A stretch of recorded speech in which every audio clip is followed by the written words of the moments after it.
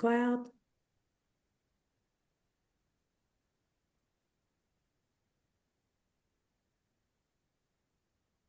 Hello and good afternoon, good evening, everyone. Welcome to tonight's Understanding Virginia's Redistricting Amendment webinar. Tonight is designed to prepare us for this very important special election that will be happening in April. We're going to ask that everyone this evening, please place any questions that you have in the Q&A. We're going to answer just as many as possible.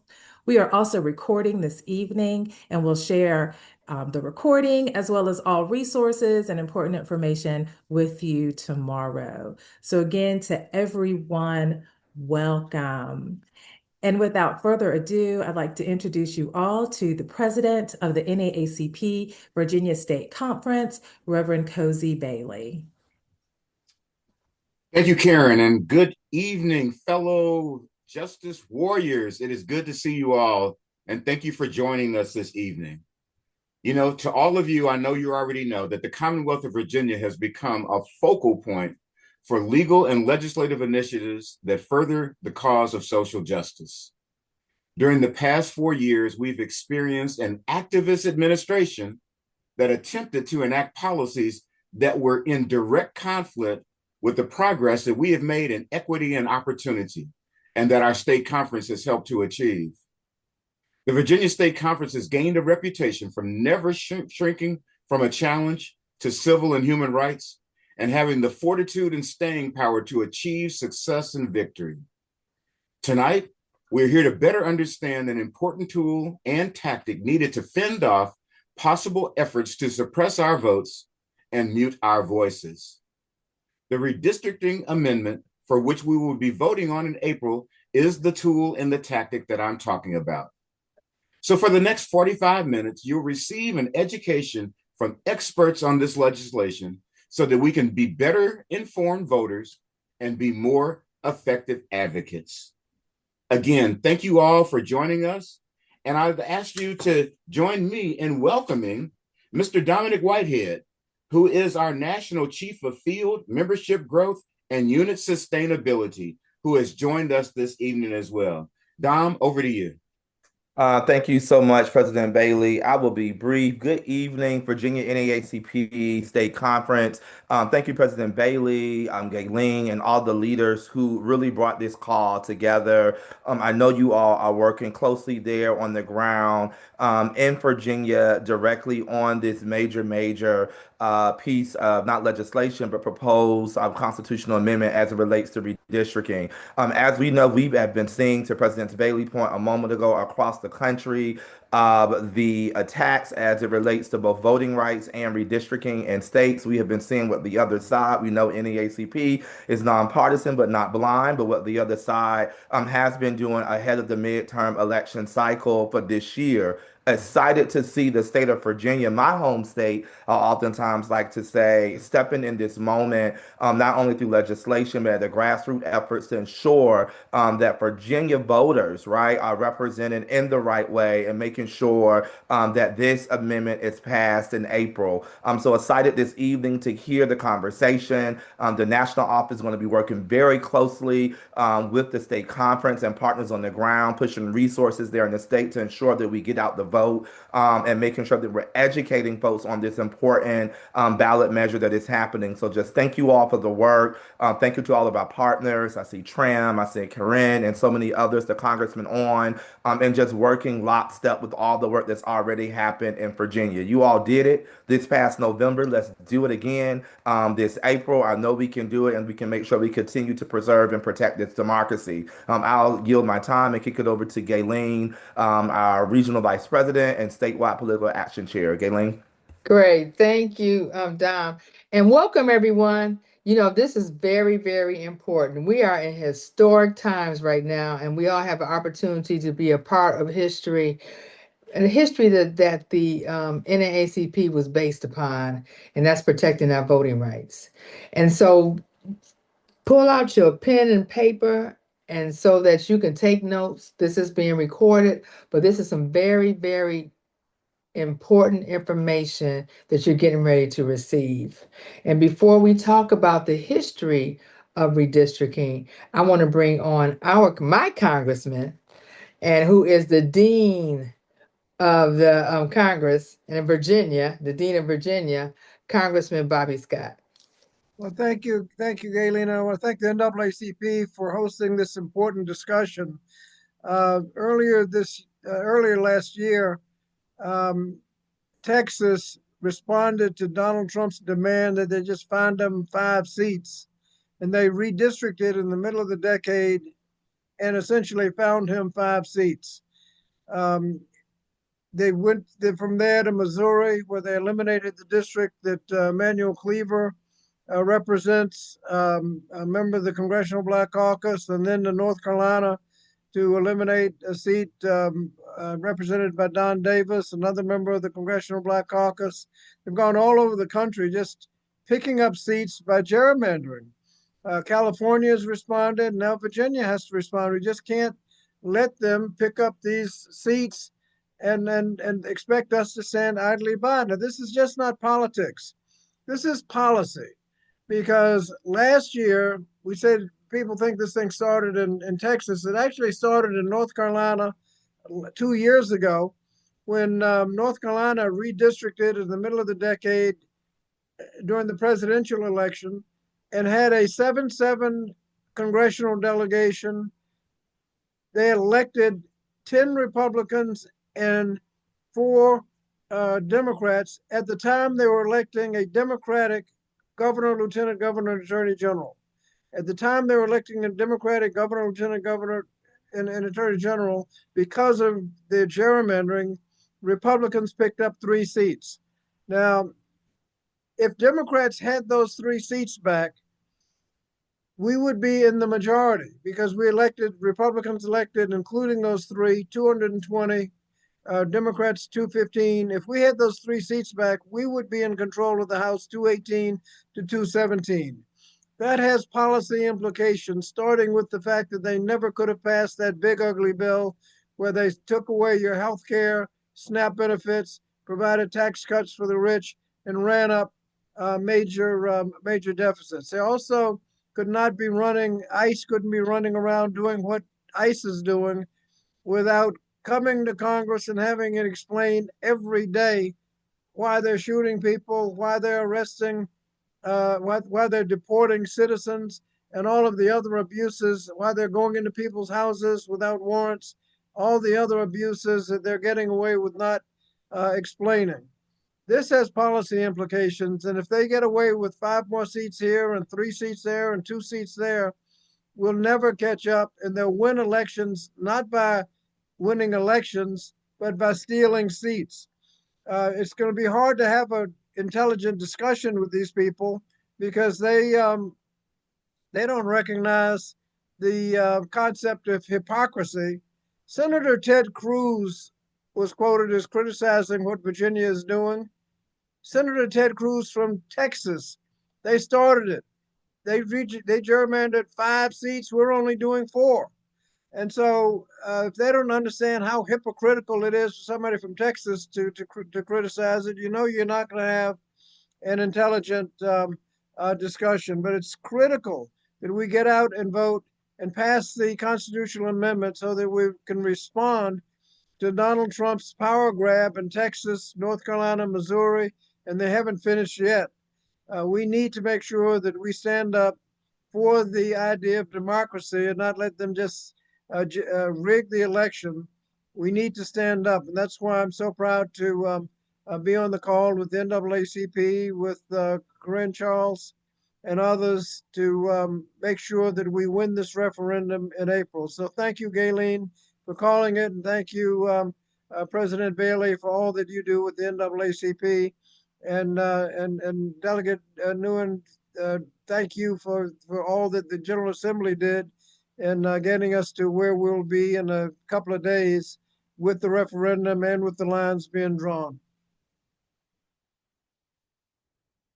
Galen, you're on mute. Okay, great. Thank you, Congressman Scott, for your words and encouragement. That was a good background. Now, we need to know the history of redistricting. Some people know the history, but others don't. And we want to be able to explain it in a way that that's simple. And I couldn't think of anybody better to do it than um, Dr. Eric Clavell, who is a legal and political analyst, and much, much more. You see him on all of the talking head shows like MSN Now and other shows on the news. So with that, I'm going to turn it over to Dr. Clavell. Welcome.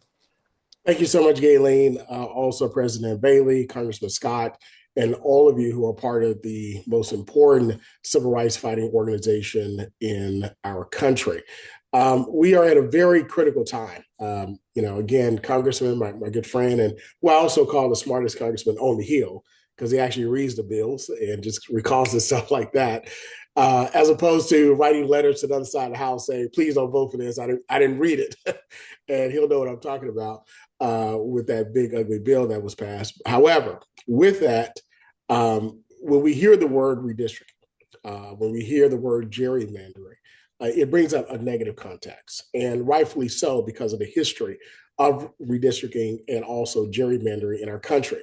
Just as a little background of how this all came about, how it relates to racial gerrymandering, and then how do we get here in Virginia.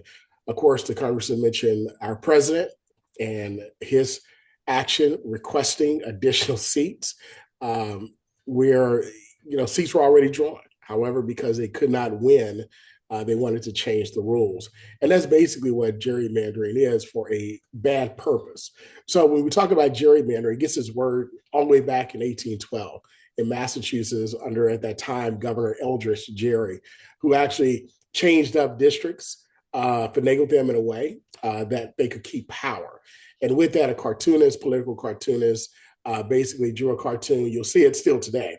It's a salamander, and they called it gerrymander as opposed to salamander.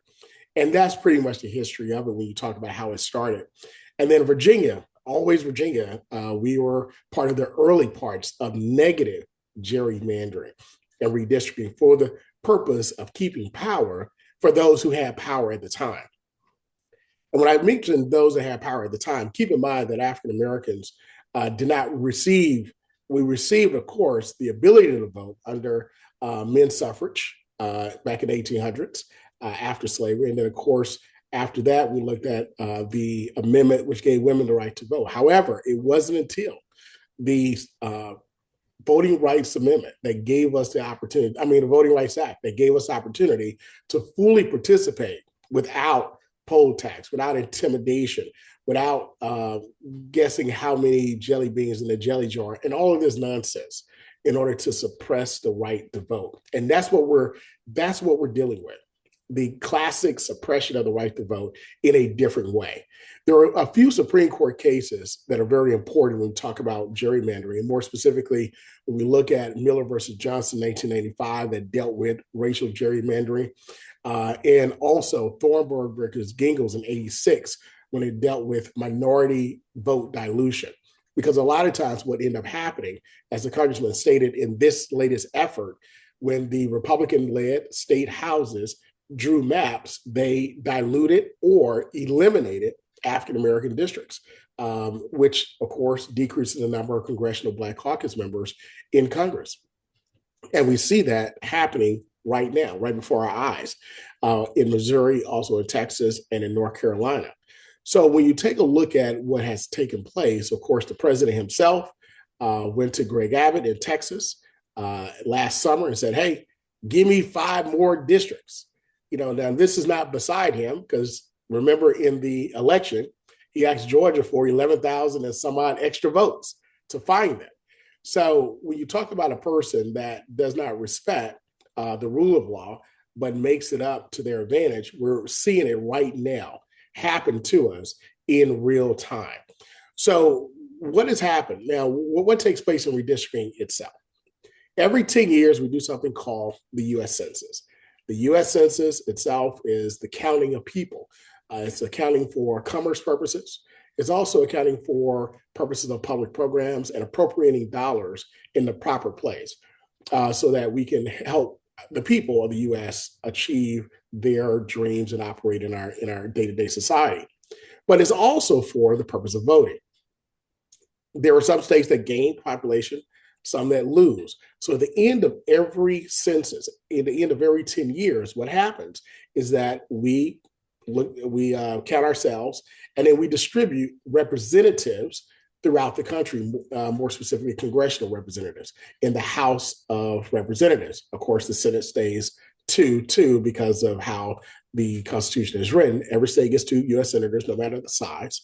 However, there are only 435 seats of voting members of Congress, and that has to be distributed according to population. With that being the case, currently Virginia has 11 congressional seats. And then, of course, you know that some states have fewer than that. Some have more, like Texas, New York, California, Ohio, and others. Florida also has more. So that happens at the end of every 10 years. However, we're in a phenomenon now called mid-decade redistricting. That's when states now are going into their plans and changing congressional districts to favor political parties.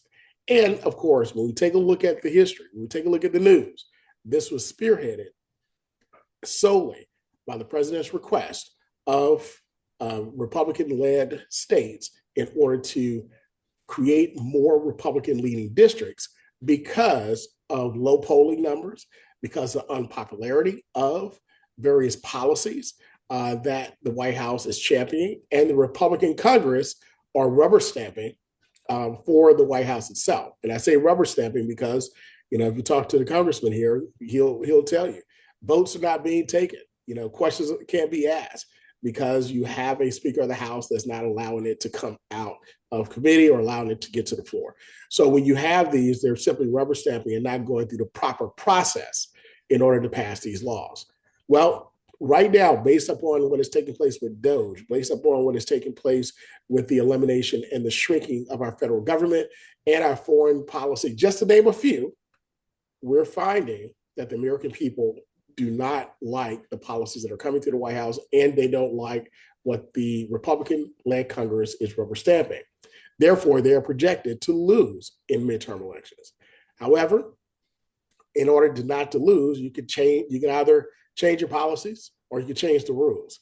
And what they've chosen to do is change the rules. So now we have a total of 11 states that have gone about in order to push a change in their districts in order to provide this advantage to the Republican Party.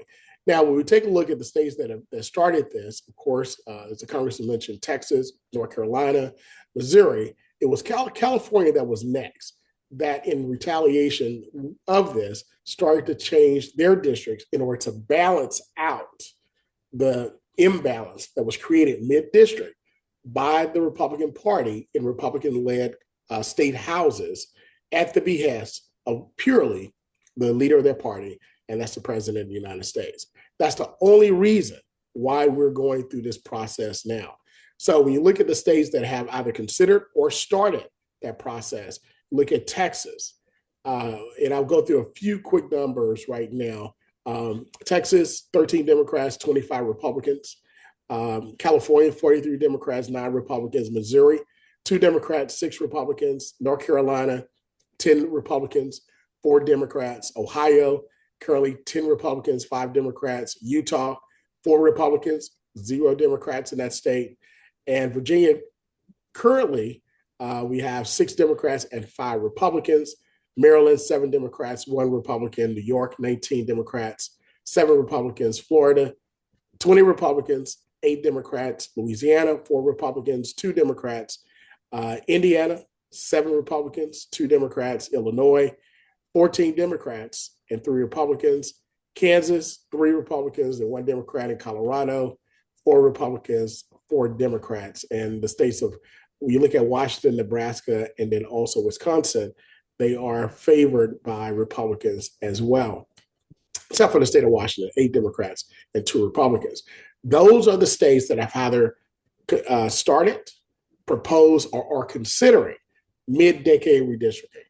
This process and what Virginia has done is simply to participate in bringing back balance to the imbalance that was created by the White House initiative.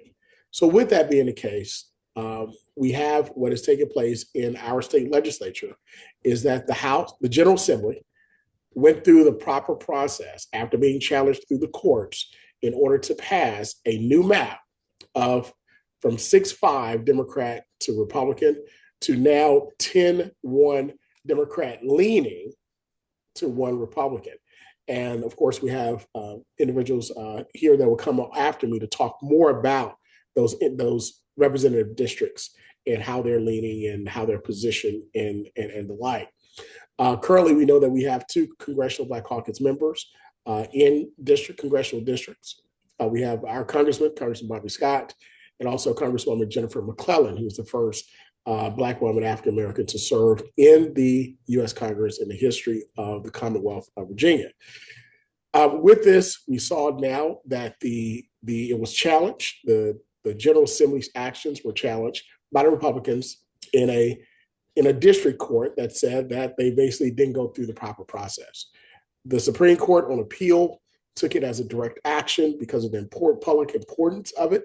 Usually you have to go through various steps through the appellate court, then the state Supreme Court. However, the Supreme Court will take these actions directly when it is of great importance. As an example, you remember the hanging chads of 2000 in West Palm Beach, Florida, where it was taken up by the U.S. Supreme Court. And that's how we ended up getting George W. Bush for 8 years because of that 5-4 decision by the U.S. Supreme Court. Now, with that, we do find the state Supreme Court on Friday approve the measure to go forward to the people in Virginia to be voted on a special referendum, which will be held in April. Now, with that special referendum, that will determine the districts if it is passed by the people of the Commonwealth, and those districts will be voted on. Individuals will run in those independent districts, congressional districts, and then that's how we would choose our U.S. congressional delegation. I do want to mention one thing about the legislation, and this is very important when we talk about Virginia's involvement. When you hear individuals that are detractors of what the Commonwealth is doing, they leave out 2 things. They say that we're not doing it the Virginia way, right? Well, the Virginia way is actually debating policies that come up, but we have congressional members that aren't debating them, and they're not fighting for the policies that benefit Virginia. But when we talk about this specific redistricting mid-decade plan, number one, it allows the Virginia General Assembly to redraw districts in the event another state does so that causes an imbalance, and that is what has happened. But then also, it's not permanent. It's only temporary. It goes back in 2030 to the Virginia Redistricting Commission, which was approved by Virginia voters in 2020. And of course, the maps that we currently have when we talk about state legislature, those districts were created and approved during that time period. So this is only temporary. It's not permanent. In 2030, it goes back to the normal way in which we choose our districts as opposed to this mid-decade. So therefore, Virginia is only responding and reacting to the actions of the Republican side, more specifically from the White House. That provided an unfair advantage is through policy as opposed by changing the rules as opposed to changing their policies. And that's where we are. So this is not the racial gerrymandering or the gerrymandering in which was challenged by the Supreme Court and citizens that gave a racial or political disadvantage or advantage by diluting and packing, but this is simply a response to bring back normal activity in the U.S. Congress. Great. Thank you so much, Dr. Clavell. I mean, you always do a great job of explaining, the history of redistricting and anything else we call you on to do. I want to set the stage. This panel is about redistricting only. Everything else that's resulting, other issues that's going on around this, the chaotic issues with the White House is the reason why we're in this right now. well, I want to say something else, but right now it's the reason why. And that's why we have redistricting in Virginia that we have to vote yes starting March 6th to April 23rd. Everything else is off the table. This is not about the seats. I mean, this is not about the maps. This is about the seats. We have to make sure that Virginia comes to the rescue for the nation like we did this past November. Make sure that we gain 10 seats to add to U.S. Congress. This is about the seats. Everything is off the table right now. And that's what we have to do to make sure that we can have a majority in the House and Senate when we go to vote in November the 3rd. And so I want to be real clear that we're only talking about redistricting right now. And that's what it's about. It's not about the maps, it's about the seats. So thank you, Dr. Clavell. Next, we're going to bring up Tram Nguyen, and Tram is the co-executive director of Virginia New Majority. And something else that you need to know about Tram. Tram writes a lot or helps the legislators write a lot of the legislation on voting on many levels. And we also have, I see that just joined us, is Delegate Marcia Price. So with that, I will bring them both on. And Tram, you can start, and then Delegate Price can come in because she'll get us fired up.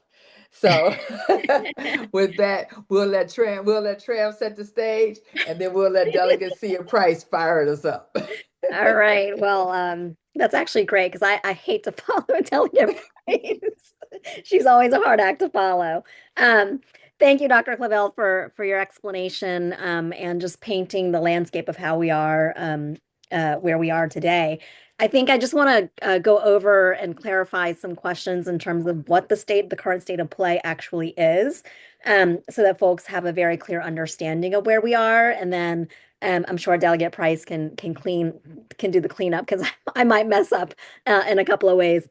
So as you all know, we're dealing with a constitutional amendment, which is it's a multi-step process. There's the constitutional amendment that had to pass the legislature twice. It has done that. And then with every constitutional amendment, there's a package of bills that go together. There's a constitutional amendment itself, which allows for, in this instance, a midterm redistricting to occur. And then there are several pieces of legislation that go with it. We call it the enabling legislation, the ballot referendum, and all of these other pieces. So far, the constitutional amendment language has passed, and then the ballot referendum bill has passed, which establishes that April 21st special election. So those are all set in stone. And as Dr. Clavell mentioned earlier, the Supreme Court on Friday, in its preliminary ruling, said that the special election can go on. So that's where we are. April 21st with March 6th early voting, Virginians get to decide. Virginians get to decide whether or not we will have a new set of maps and that Virginia will play a role in protecting this country against this massive takeover attempt by the man who sits in the Oval Office at this point. There are a couple of other pieces of legislation that are not currently finalized. We are every day I'm like praying and talking to legislators and having the conversations, and I know Delegate Price is laughing because we're in the same boat. We are praying that we're going to get to the finish line this week, but there are a couple of other pieces of legislation that also have to pass. And there was a lot of mention about the maps. So this next piece of legislation that has to pass establishes what those new 11 congressional districts look like. And it says that should Virginia voters adopt the constitutional amendment on April 21st, then these are the maps the General Assembly will enact. Right. So the maps that you've seen out there, the 10-1, with all of the different websites where you can look up, what district you're in, that is part of this package. This bill language that is needs to be officially adopted by the General Assembly, by both chambers, and with the governor's approval. The other thing that this bill does is it establishes timelines for the primary. And so regardless of whether the April 21st referendum passes or not, the primary election for this year will be, according to this legislation, now it still has to pass, everything is still pending. So that is a very, very key caveat, right? But should this pass this week, then the primary will be in August. It will be August 4th. And so everything gets pushed back. There will not be a June primary, whether for these congressional races, for the US Senate race, or for any local town or city races. I know some localities have constitutional officers on the ballot. All of the primaries will be moved to August. Right, so that's something very important to think about, so that there will not be a June primary this year. And then the other thing the bill does that is it establishes a lot of criteria for candidates who want to run for these offices. Changes the timeline for them to submit their paperwork to the Department of Elections, et cetera, et cetera. So it spells out everything very specifically. And again, like if this gets passed, then signed by the governor, then we will have more information out there that's more official, that establishes these timelines. Feel pretty confident that the dates won't change, right? But we'll have to see because nothing is final until it's final. And then the third thing, just FYI, that Delegate Price, Chair Price, and Chair Rouse, as chairs of the Privileges and Elections Committee, will have to do hopefully later this week as well, is have a joint meeting where they adopt and approve the explainer language. So every time there's a statewide referendum, a constitutional amendment, the General Assembly puts out the official explanation that then is posted in every locality, in every polling place, and registrars put that out there. And it'll explain to voters in the most simplest terms what they are voting on. So that's the other piece of legislation that I don't know if it's actually legislation, but it is something that the General Assembly will have to adopt and approve. So that's like all the technical stuff. I get to do the boring things, and then I'm gonna hand it over to Delegate Price to correct me on anything that I said wrong, but also to bring it home for you all. Thank you all so much. And I'm sorry to join late, but thank you, Tram. It's been a few of us working in the trenches and trying to get this done. The first thing I will say is do not assume that all 21 and 64, don't assume where they are. So go on and reach out to your delegate, your senator, and let them know where you stand, that you want to level the playing field and that you want these pieces of legislation to pass. Currently, House Bill 29, it's called the caboose budget because it has some of the updates to the state budget for this year. So that's where the information is about everything that Tram just mentioned. That is in Senate Finance. That has to pass out of Senate Finance. It may have some amendments. Then it has to pass out of the Senate floor. Then it has to come back to the House. We have to pass it to the governor, and the governor has to sign it. If you've ever been a part of a legislative process, you know that is way too many opportunities for things to go wrong. So we need the outside to be the pressure to make sure that we get this done. I'm sure we're going to hear from our wonderful congressman that gave me a lesson. And what I've been saying is that the gerrymandering that happened in North Carolina, that has already gotten us HR1, and I'll let him expound upon that. But we are so far behind whether or not this is two wrongs don't make a right, and we're beyond the hypocrisy. This is Virginia steps up to the plate and delivers these extra seats, or we can wrap it up.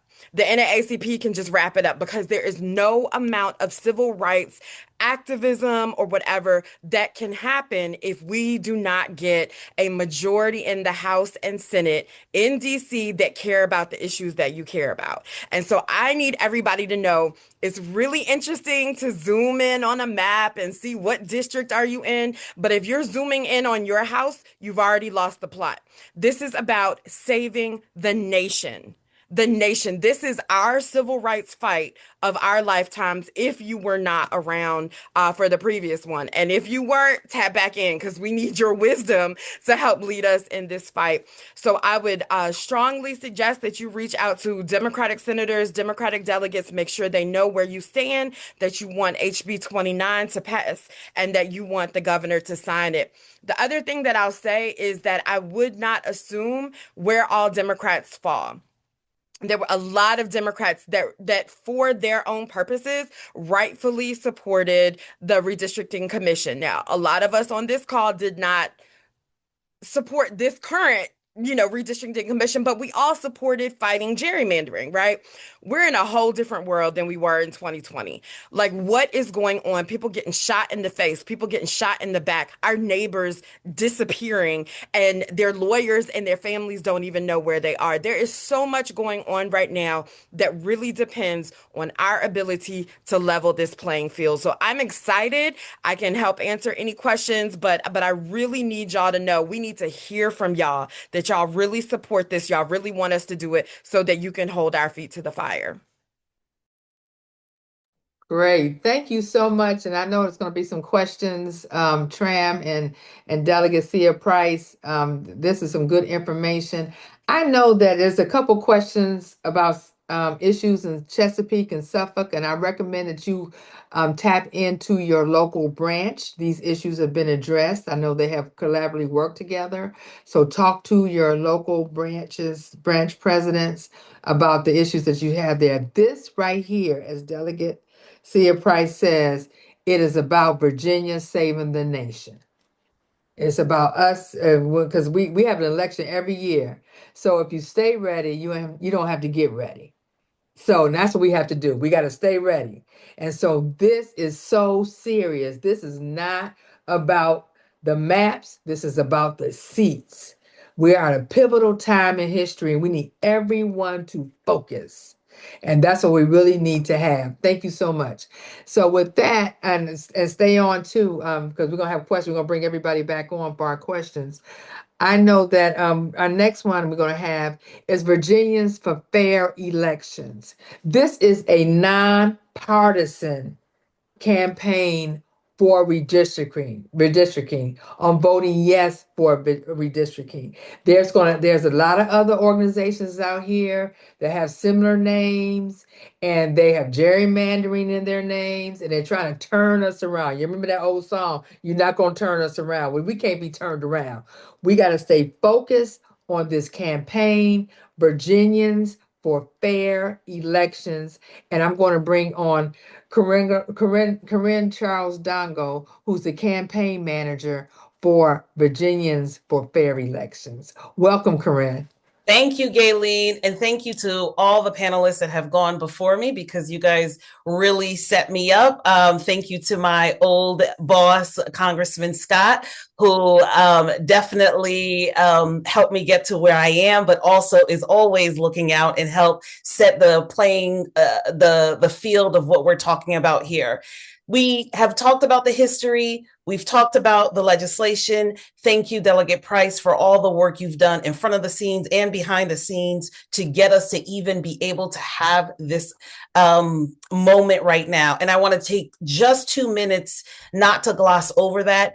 It is because of leaders in our General Assembly, like Delegate Price, is why we can even step up to this bat right now. So having said that, remember that it was their push, their sacrifices, their advocacy in Richmond that gave us this opportunity for what I'm going to get ready to ask you to do. We cannot not vote yes. This is Virginians for Fair Elections. As Gayleen said, this is the yes campaign. Why is it imperative that we vote yes? It is imperative that we vote yes because we must level the playing field. Dr. Clavell gave you the legal analysis. I'm going to give you the Cliff Notes. Virginians cannot bring a stick to a knife fight. We have to fight like we want to win.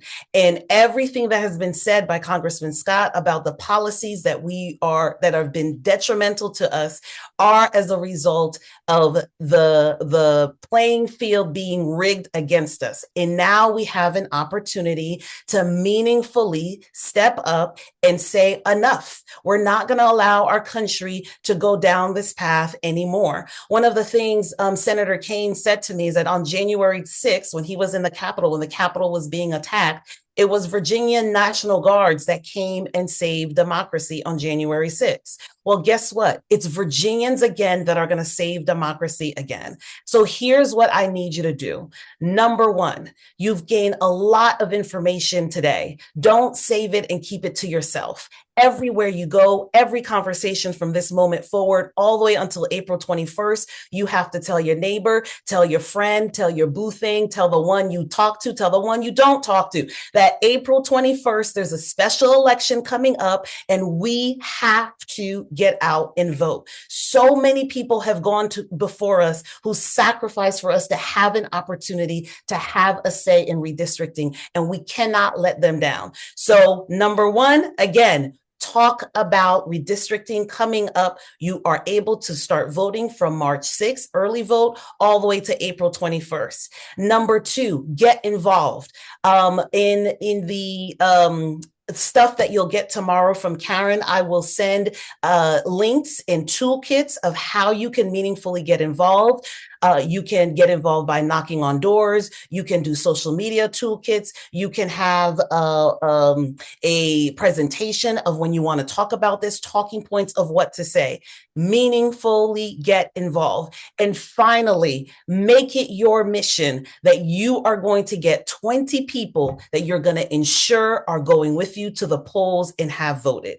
This is an active game. We cannot be passive here. We have to save our democracy, not just for Virginians, but for the entire nations.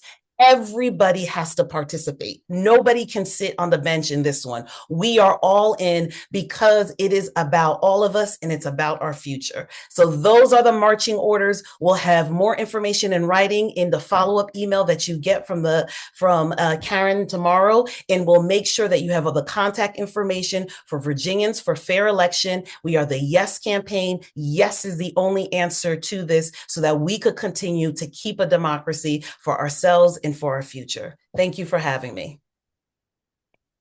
All right. Thank you so much, Corinne, for that information. I just want to share a couple things. This redistricting sunsets in 2030 because every 10 years we have a census and it'll get back on track on 2030. So we, as she said, you can't bring a stick to a knife fight or to a gunfight, because I'm just going to say that because we know they're out there.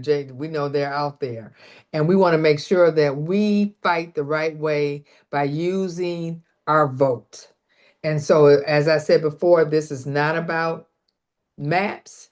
This is about the seats. We are in the fight of our life. We say it every time, but really we are in the fight of our life right now. We need everyone to be ambassadors. Everyone to be ambassadors and take this information out to everyone that we have there. And as I said, this campaign is nonpartisan. You'll get literature. You'll be able to put it in churches and everything. So with that, I want to bring everyone on, and we'll answer any questions that you might have in the chat. If you have any questions, just drop it in the chat that you might have. Karen, can you bring everyone on? Who's all our panelists? Yeah, so all of our panelists are now here. Just a reminder, we have lots of questions in the Q&A. Some have been answered, but we will provide, again, out loud answers to a lot of those questions. But please drop your questions in the Q&A, and we're going to answer just as many as we can this evening. Great.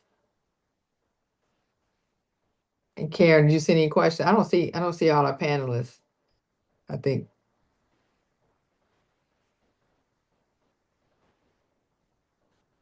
While she's getting our panelists on the screen, this is a template on how you can do a town hall in your area. Make sure you get someone that's an educator, experienced, or attorney that knows the history of redistricting. If you have a local elected official that is on the side of the yes campaign, because we're not partisan, but this is definitely our fight. And so make sure that you have someone that understands the redistricting, that they can explain the legality part of it, the history of it. You can have someone on there that can talk about the history as well. We also want to be able to make sure that you get your communication out to everyone, all your communication out to your base about redistricting.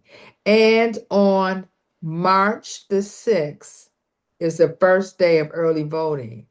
And what we want to ask all of you all to do is to make sure that you do some kind of rally or something that week to get everyone out to vote on March 6th. We want large numbers on March the 6th and beyond. But March the 6th is very important.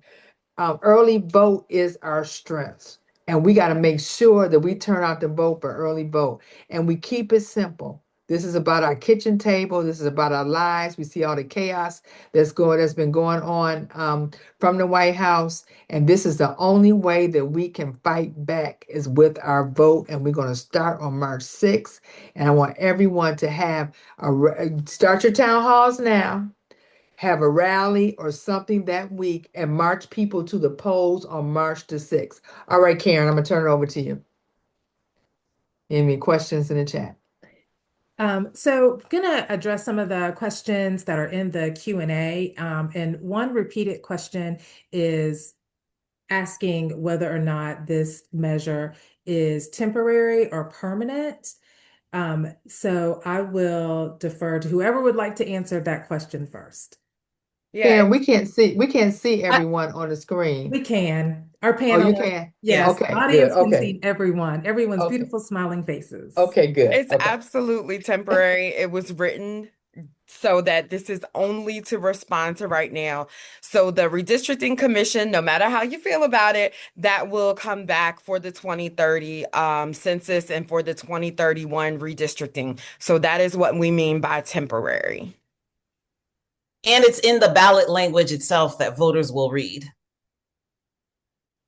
Also, if I know there are a lot of questions about that in the chat, I've been responding to as many as I can while we were on. But all states will go through a new redistricting after the U.S. Census in 2030. So it's up to every state whether they want to, continue to do mid-district or quarter, whatever those state houses choose. But every state in the United States will do redistricting in 2030 because the U.S. Census demands it. I have a quick question, Karen, before you go on to the next one. I have a question for Congressman Scott. Congressman Scott, what does it mean to have a majority in the House and Senate? Because what we've seen right now, I know we've seen chaos, but I've had several people ask me, if we have a majority in the House and Senate that's for the people, can some of the things that this president has done be turned around? Well, the first, as Delegate Price mentioned, is HR 1, the big ugly bill, where they took away your health care, your SNAP benefits, provided tax cuts for the wealthy, and ran up a huge additional debt that never could have passed with a Democratic majority, never would have come up. The and that's the major legislation that's passed. A lot of the anti-environmental legislation could not pass if Democrats have the majority of either House, Senate, or the president. So from a policy point of view, there are a lot of issues that are at stake. But in addition to that, there's a congressional function called oversight. That is, we could subpoena witnesses to come and testify. And when you look at what the abuses that Delegate Price mentioned, shooting people in the back, shooting others, deporting citizens, going into homes without a warrant. They call these things administrative warrants. There's a line in a movie where a guy asks the sheriff, "Where's your warrant?" And he says, "It's in my boot." And he uses a boot to kick down the door. Well, that's a boot warrant. No, that's not a warrant. Just because you call it a warrant, these guys are using permission slips from their supervisors as warrants. You need to go to a judge to get permission, present to an independent arbitrator the evidence that you have, and then you get the warrant to go into someone's house. The demands that the Democrats are asking: don't deport citizens, don't use unconstitutional excessive force, things like that, are present law. And we can't get them into a bill because we don't have the majority. If we were on the majority, they would be in the bill and it would be going back and forth with the Senate to determine what's going to be the final version. Of course, you're subject to vetoes by the president, but you're not even in the game if they can just ignore you. And this is what the 3 votes from North Carolina at the last election enable the Republicans to do. The other, an oversight, you could subpoena and witnesses when ICE or other agencies are carrying on. You can subpoena them to put them in a witness chair under oath to explain to the American public what's going on. Some of their explanations will be absolutely absurd. And the more you make them explain themselves, the less likely it is that they'll do it. And that's the oversight responsibility. We can't subpoena witnesses. When witnesses come before the Congress now, people have seen the spectacle where they don't bother to answer questions. Well, the chairman of the committee is determined by the majority. If the chairman will put up with that and say your time has expired and move on to the next, you don't get any answers. If the Democrats were in the majority, you tell the witness, you haven't answered any questions today. We'll see you tomorrow under subpoena with the threat of contempt if you don't respond to the subpoena. I mean, there are things you can do in the majority that in terms of oversight, and that translates into policy. And that's why it's so important why those 3 seats that they stole in North Carolina in the last election were so transformative, because they could pass legislation and they could stymie oversight. Great. Thank you so much. Karen, you said there was another question you see in the Q&A. Please use the Q&A if you have a question. Yeah, so we do have a question about the wording that's on the ballot. Can we share what that wording is? I'm going to throw that question to Tram. Yes, I put it in the thing, but I'll read it Delegate Price just put it in the chat box. No, you're good. I also answer in the Q&A, but folks should be able to see that now. It's pretty clear. And if people have questions, as I mentioned earlier too, there's going to be explainer language that will also be distributed to every locality, every registrar, and every polling place. Great. Thank you so much. I want to go to Chief Whitehead and ask a question. I know we got some more, but so the NAACP was very involved with Prop 50 in California. Can you tell us some of the best practices and things that were done so that we want to make sure that we don't have to reinvent the wheel? And I know the National is going to come in and help us in Virginia, but just kind of share some of the things that local branches and some of the initiatives that was done in California. Yeah, happy to. I think one, I will start off by saying, and thanks for the question.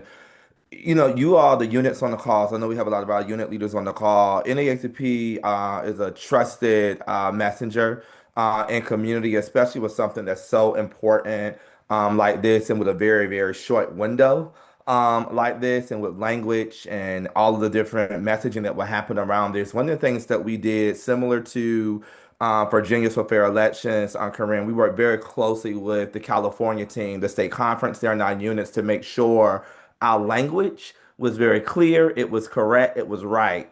Any information that we put out from any of the NAACP branches and or the state conference, make sure that we coordinated with this because this is a nonpartisan effort. It's not rare that we can say vote yes on something, so it made it a lot easier around that. The second piece, town halls, I think you mentioned that, Gayleen, and it's great to have these virtual town halls. But if there a way to do these town halls in community in person and gathering folks, I think is really important in a big way. But again, making sure we're identifying the right folks who we're engaging. The other piece, similar to what we've done, is identifying trusted messengers in community that are working with the units. It could be the branch president, but we did a lot of Black radio across the state of California to one, bring awareness of the election. I honestly think it was like a 4.5 week election by the time it passed for it to get on the ground from the election date. So we had to increase awareness of the ballot measure, Prop 50 there, similar to what's happening in Virginia. And so how do we do that? The biggest piece I would say is coordination. Again, it's very rare that NAACP can coordinate directly with a campaign. This is a nonpartisan campaign, so lots of opportunity to do that in real time, which I know the state conference does that. The last piece I'll lift up, we're going to make sure, I'm not going to jump ahead of you, President Bailey, all the work that Corinne and team is doing on the ground, Delegate Price, Tram and New Virginia Majority. Anything that we put out, Gayleen, you all will see it first. Right. I heard it very clearly on the call that you all had for partners a few weeks ago, Corinne. We're not going to jump ahead. We're going to make sure that you all see that stuff first and make sure just coordinate it in the right way. That was the biggest thing we were able to do with Prop 50 in California. I think here, this is a well-oiled machine. No need for the national to come in, but to provide additional support to the state conference and units on the ground. But the biggest piece is making sure the language that we're saying, because we are a trusted messenger, is correct in this moment because we only get one shot at this, right? And we want to make sure folks have the right information. So I hope that's helpful from some of the work that we did in California. But of course, we're going to be doing some of that work and we'll coordinate with all of the parties here on this call. Great. Thank you so much. Karen, there's a couple of other questions that's in the Q&A. Yes, there is a question, and I'm not sure who should answer this, but what happens if the Virginia Supreme Court hands down their final judgment on this after April 21st and it does not hold up the 10-1 map, but the voters say yes on it? Congressman, you want to take it? Yeah, if the Supreme Court overrule, essentially sustains the circuit court. What the circuit court says is that the constitutional amendment was not properly done. Obviously, we disagree with that. We think it's properly done, and the Supreme Court will sustain our position and overrule the court. If they affirm the judgment of the court that the constitutional amendment was not properly done, then all of that work will evaporate. So presumably, if it comes after the referendum, it'll be a little embarrassing that we went all through this and then end up with nothing. I think the more likely scenario is that since they've delayed it that long, if the voters have spoken, that they will overrule the circuit court and say that the voters have spoken, the legislative process was proper, and it's time to and it's up to the voters in November. But theoretically, the court could affirm the district court, in which case we go back to the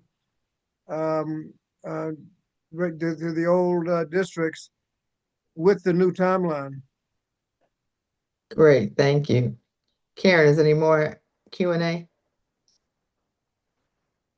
There are lots of questions asking about resources and how you can get this recording. Again, we're going to share everything with you all who is registered for tonight by email. It will also be shared with your unit leadership, specifically your president and secretaries, to share the information with the membership. And so just want to reiterate that everything that you see and hear tonight will be shared tomorrow. Hey, Karen, I want to jump in. I want Congressman Scott to speak on one that I just found, if that's okay. Yes. So let me read it to you, Congressman Scott. The Trump administration is trying everything they can to change the voting rules. I heard today that they are changing the census pretest and excluding some rural communities and multi-language tests. Trump has also stated that he will ensure voter IDs are used regardless of what Congress does. Since states, and this is the question, since states set their own election rules, is there any way that he, the president alone, can change these rules? I don't think so, but he's going to do it. And then it's up to the victims of his policy to go to court to get it overturned. So that would be up to the courts to decide. I don't think he can do that. I am aware that there are things in the census that he's trying to do and how they count. Most groups that I'm aware of think that it will result in a less accurate count. They tried it in the last census, and they're trying it again in this census. So it's nothing new, but the response will be to all of this is you'll have to go to court to vindicate your rights. You can't stop them from trying. But I don't think, I think that her conclusion is absolutely right. States set the rules. Now, Congress does have the authority. Congress has the authority to set certain rules, not the president, but he'll try. And it's up to the courts to read the Constitution and tell him he can't do that. Great. Thank you, Congressman Scott. As a follow-up, we do have the chair of privileges and elections in the House, Delegate Sia Price. Do you want to add anything to that? The only thing that I can add is that's why it's so important to have democracy-minded people in the majority in 2026, 2028, and 2030. So we can fight back against that, because here at the states, we cannot change how they do the census, but we can try our hardest to make sure that we continue to have fair, open, and accessible elections in Virginia. Great, thank you. Karen, is anything else in the Q&A? No, I think that we have addressed a lot of the questions.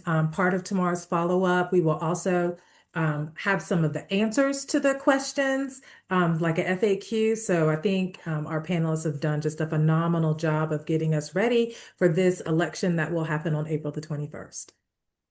I just want to add one thing, because this is hot. I think I've had several questions, but the Congressman, can you just talk a little bit about the SAVE Act? I know it passed in the House, and I know it's at the Senate, and what can we do to help with that?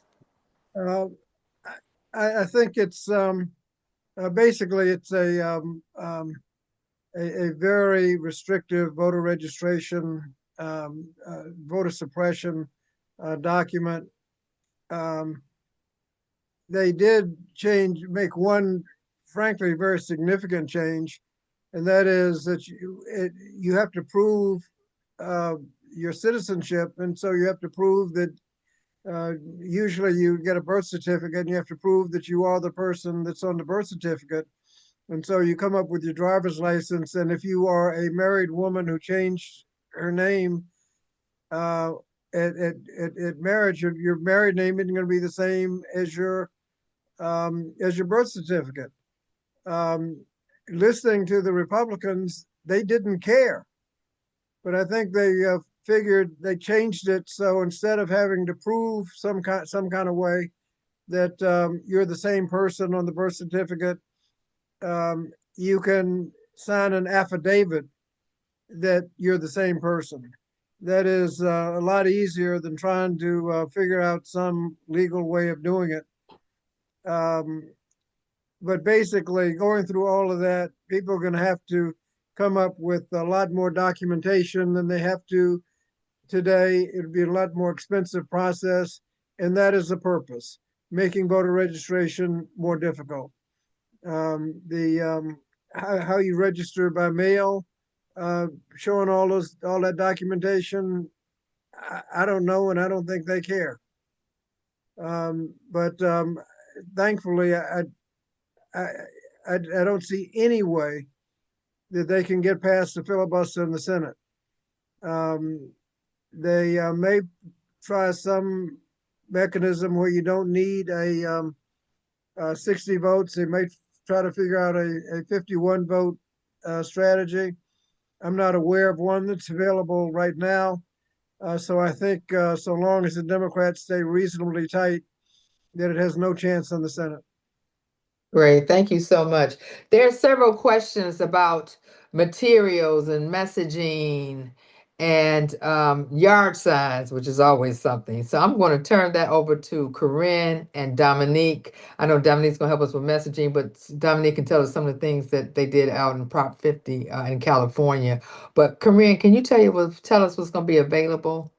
I don't have an exact date, but we're trying to get yard signs available before March 6th. So I will follow up with when exactly they will be available. We're going to distribute them through the CD chairs, but we can work to make sure that all of your members they're accessible to all of your members as well. In terms of messaging, we will send a message doc tonight to Karen so that you can have the messaging. But honestly, what we're telling people is this is about Virginia leveling the playing field. It's a temporary measure, goes back to regular redistricting after the 2030 census. And it's important that Virginians respond to what's going on right now. Great. Dominique? Yeah, I wouldn't move too far from what Corinne said. In terms of messaging, we use some of that similar messaging. We said California was leveling the playing field, but here we are 4 months, maybe, is it 4 months? 4 months later here in Virginia. So we're switching that up. Of course, we'll have some different language around that, but we're repackaging a good portion of what we use there in California, not trying to reinvent the wheel too much, but making sure it's clear and it's all about Virginia. That is to come. I know our Seeing Galen and others are going to be working with you and President Bailey to share that information. I'll say this again, I believe in coordination. So before anything is put out or pushed out, I do want to make sure key stakeholders with the state conference have that information, get it to the units, and push it out far and wide once we get the clearance from everyone. I'm just going to throw this out and everyone can make their last remarks and I'll pass it over to President Bailey. I want to make sure that everyone understands the attack that we're going to get on gerrymandering, because they're going to say that the NAACP was based on gerrymandering. And they're already starting with all kinds of propaganda, and they're going to be coming at our local committees. I'm sorry, on our local units on that. And so we want to make sure that you understand that. And Corinne, on the signs, if you can let us know about the signs so we can distribute it to the units. But I want to kick it over and everyone can, I'm just going to do a round robin and everyone can say, you can say whatever you want to say, but I want everyone to leave this webinar knowing that this gerrymandering is going to probably be the highlight of this campaign, and they're going to be coming at us in different directions. So with that, I'm going to start with Congressman Scott. Well, I think when you look at what Texas did, the president obviously knew that he could pick up seats just by gerrymandering. They did it. They redrew the seats so that Republicans are expected to win 5 additional seats. California responded, but Missouri legislature convened for the sole purpose of dismantling Emanuel Cleaver's seat. They did it and went home. They went after North Carolina after they thought they had done Don Davis's district in Northeast North Carolina. They redid his district a couple of weeks ago, making it a much more Republican district. And then they went home. Florida keeps talking about doing it. They're waiting for a Supreme Court case so they know how vicious they can be. Florida has, in the past redistricting, eliminated seats represented by African Americans without just going in, just eliminated.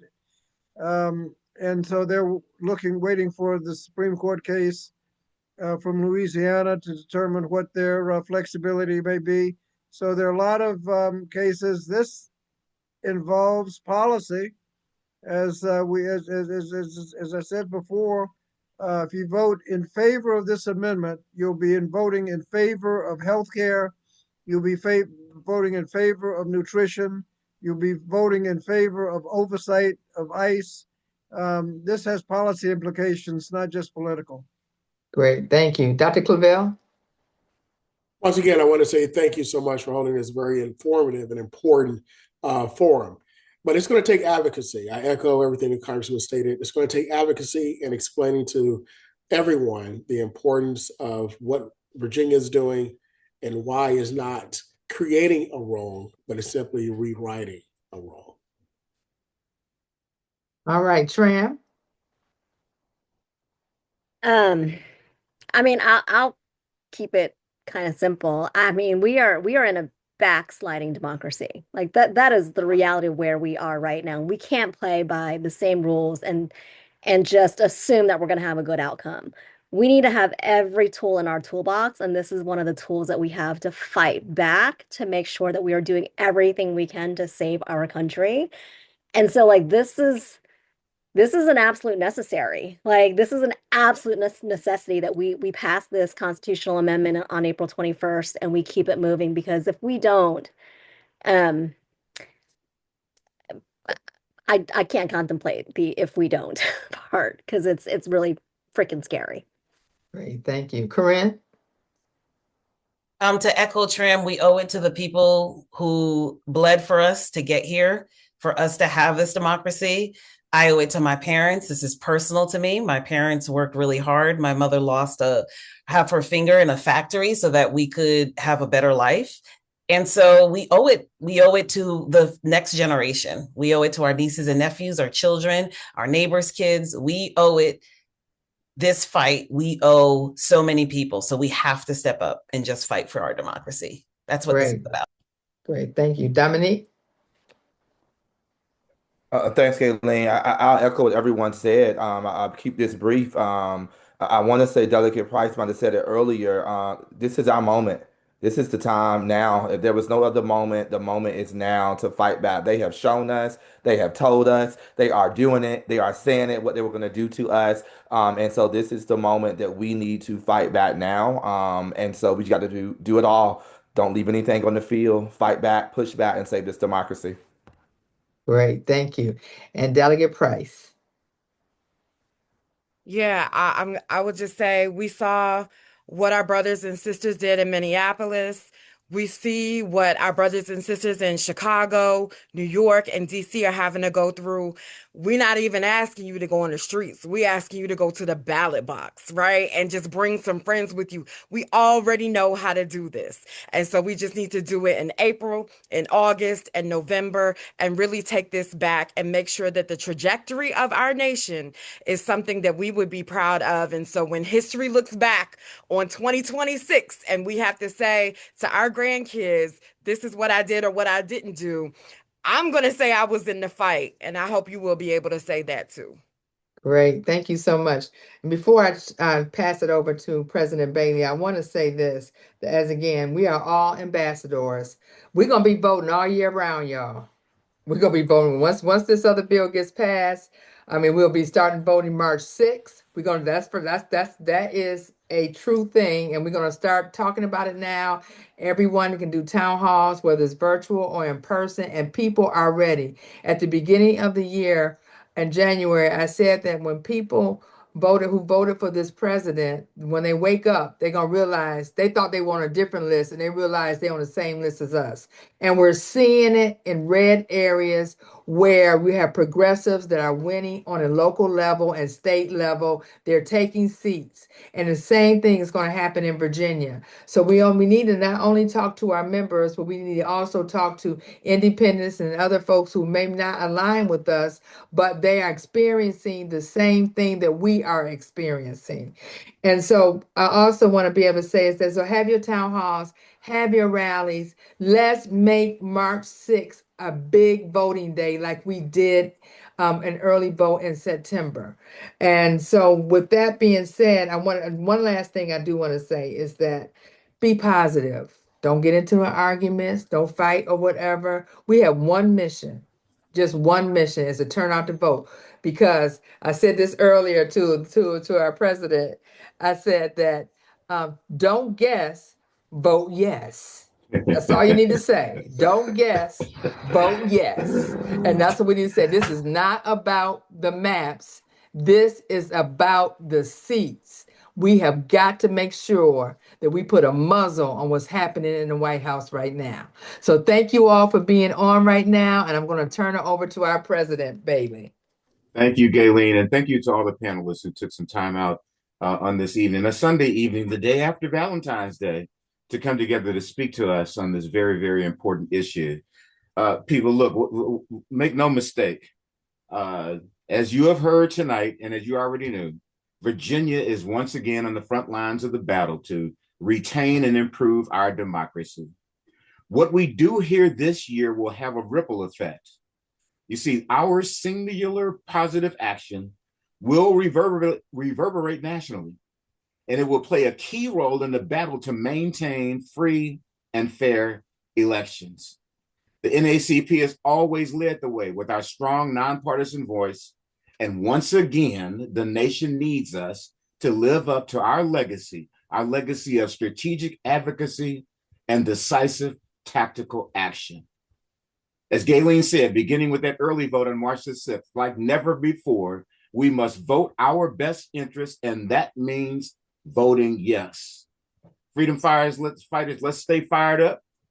Let's stay ready to go. And most importantly of all, stay woke. Thank you all. Thank you. Bye-bye.